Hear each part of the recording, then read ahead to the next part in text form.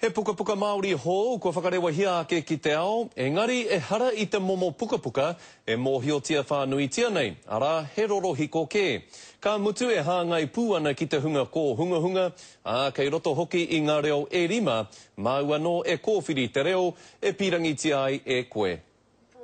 Koinei nā puka puka hau kei tua o te awe māpara, e hara I te puka puka a whārangi nei, engari kē ko te tapu tapu iPad. Kōwhai. K-O-W-H-A-I.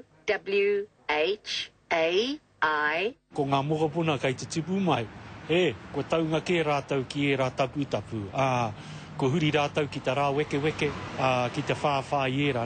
No te umanga pāhoa kiwa te whakaaro ki te whakau I nā puka puka tamariki ki e nei momo tapu tapu, I te mea koinei ngā taonga anga whakatipurana o nāia nei.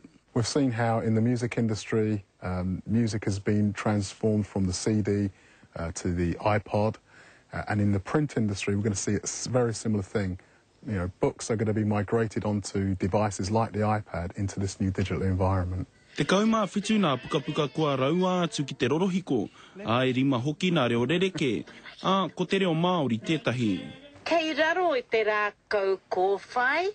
Tatari ana taku māma. Kei te mahitahia kiwa me te umanga tā puka puka nei a huia, ko tō rātau hia hia kia whai wāhi te tapu tapu nei, ki roto I nā kura katoa o Aotearoa. It's a really wonderful opportunity for school children to access content and read in English and in Māori and develop their language and literacy skills. Kei roto I tēnei kaupapa, kei tā ngātu mātau o huia, me ki ngā tau kei te heke mai.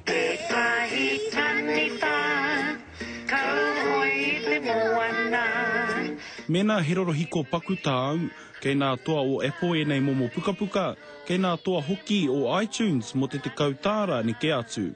Tā pare tā whai te karere.